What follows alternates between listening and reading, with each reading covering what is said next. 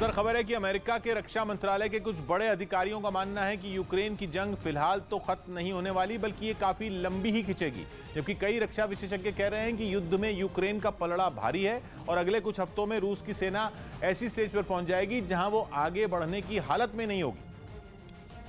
लेकिन जंग पर बारीकी से नजर बनाए हुए पेंटागन में काम करने वाले एक अमेरिकी अधिकारी ने दावा किया कि यूक्रेन की लड़ाई अभी लंबी खिंचेगी। अधिकारी ने कहा कि भले ही यूक्रेन की सेना रूस का तगड़ा मुकाबला कर रही है, लेकिन रूस की फौज के पास अब भी संख्या के मामले में बढ़त है और उसकी काफी सेना रिजर्व में है। अधिकारी ने कहा कि भले ही यूक्रेन की सेना रूस का तगड़ा मुकाबला कर रही है, लेकिन रूस की फौज के पास अब भी संख्या के मामले में बढ़त है और उसकी काफी सेना रिजर्व में भी है। इतना ही नहीं, डॉनबास से लेकर निकोलेव तक रूस की सेना अपनी पोजीशन पर जमी हुई है। इसलिए ये अंदाजा लगा पाना मुश्किल है कि वक्त के साथ ये जंग क्या मोड़ लेगी। मगर रक्षा विशेषज्ञ मान रहे हैं कि यूक्रेन ये जंग जीत सकता है, क्योंकि कीव के बाद खार्किव से भी रूस की सेना के बैरंग लौटने की खबर है। यूक्रेन का दावा है कि उसकी सेना ने खार्किव के इलाके से रूस को खदेड़ दिया है और यूक्रेन उसे दोबारा अपने कब्जे में ले रहा है।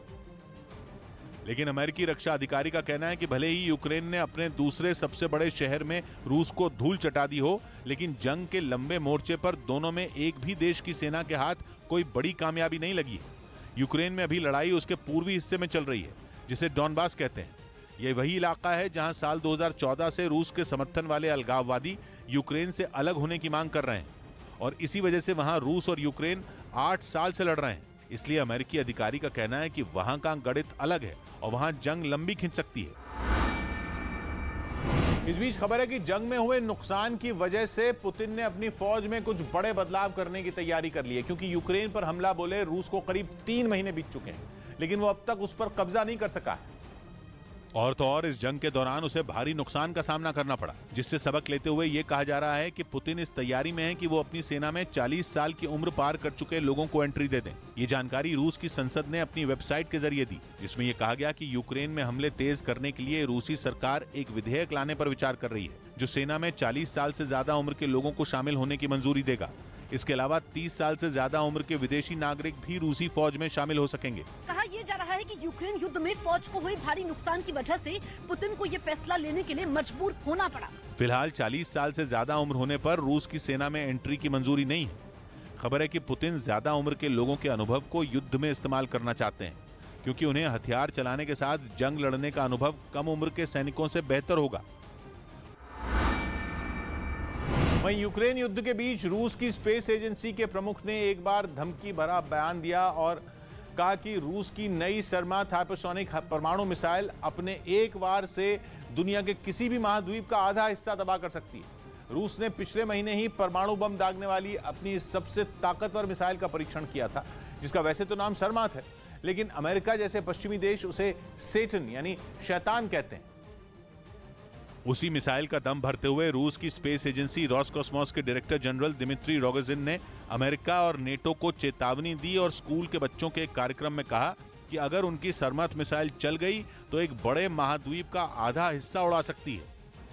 такая ракета может снести половину берега।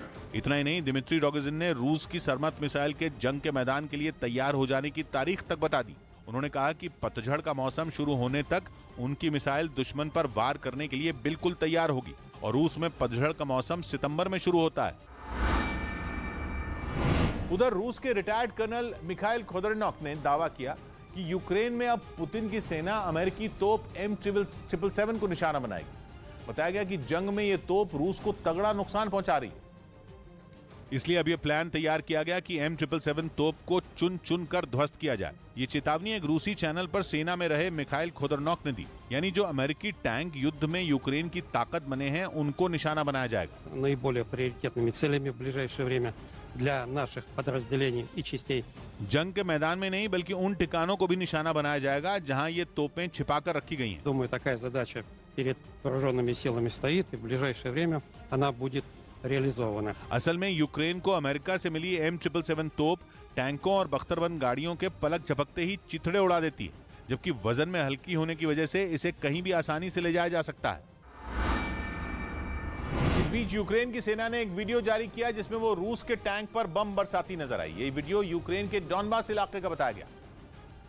जिसमें ज़ेलेंस्की के जवान रूस के टैंक को बर्बाद करते दिखे। जो वीडियो जारी किया गया उसमें रूस के 2 टैंक आगे की तरफ बढ़ते नजर आए। दोनों थोड़ी दूरी बनाकर चल रहे थे, लेकिन अचानक आगे वाले टैंक पर हमला हुआ, जिससे धमाके के साथ वो फट गया। धमाका इतना जबरदस्त था कि वहां काफी देर तक धुएं का गुबार उठता दिखाई दिया। ये देखते ही पीछे वाला टैंक थोड़ी देर के लिए रुक गया। यूक्रेन के मुताबिक उसने रूस के कई सैन्य ठिकानों को इसी तरह तबाह किया।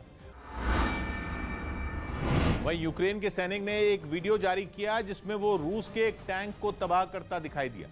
हालांकि ये हमला किस इलाके में हुआ ये नहीं बताया गया, लेकिन जो वीडियो जारी किया गया उसमें ज़ेलेंस्की का जवान अपने साथी को दुश्मन का ठिकाना बताता नजर आया। इसके बाद यूक्रेन के सैनिकों ने रूस के ठिकाने पर गोलाबारी की, जिसके जवाब में उधर से भी फायरिंग की आवाज सुनाई दी।